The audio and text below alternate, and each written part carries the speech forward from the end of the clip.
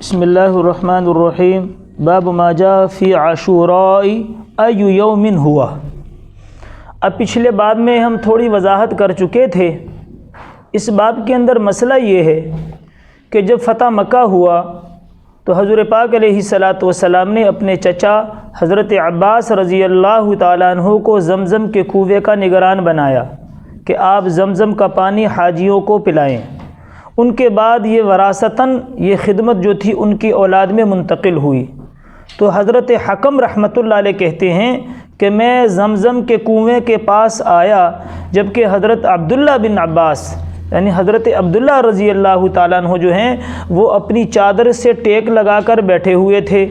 میں نے ان سے کہا کہ یوم عاشوراء کی جو فضیلت آئی ہے کہ اللہ کے نبی نے فرمایا کہ اس سے 1 سال کے گناہ معاف ہوتے ہیں، تو 10 یوم عاشوراء کا دن کون سا ہے؟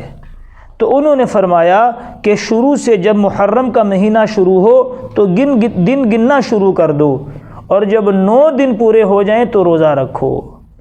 اب اس حدیث سے یہ معلوم ہوتا ہے کہ یوم عاشوراء وہ 9 محرم کا دن ہے۔ لیکن مسئلہ اس میں یہ ہے جو پچھلے باب کے اندر بیان کر چکے ہیں کہ حضور پاک علیہ السلام کو جب یہ پتہ چلا کہ یہودی اس روزے کو بطور فرض کے رکھتے ہیں تو آپ علیہ السلام نے فرمایا کہ میں اگر زندہ رہا تو اگلے سال 9 محرم کا روزہ بھی رکھوں گا۔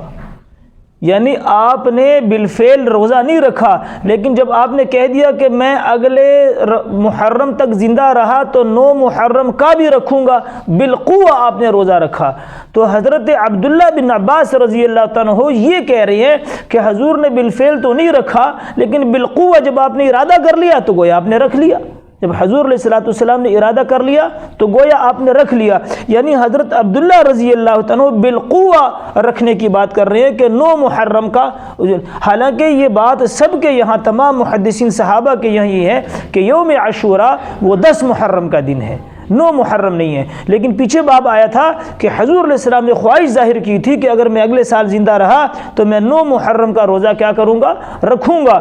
اس لیے حضرت عبداللہ بن عباس رضی اللہ عنہ نے حضرت حکم رحمۃ اللہ علیہ کو کہا کہ گنتی کے دن گنو اور جب 9 دن پورے ہو جائیں تو وہ روزہ رکھو۔ جب 9 دن پورے ہو جائیں تو وہ روزہ، مطلب کیا ہے کہ بالقوہ حضور علیہ السلام نے کہا تو انہوں نے بھی یہ ترغیب دی کہ 9 سے شروع کرو، 9 اور 10 دونوں رکھ لو۔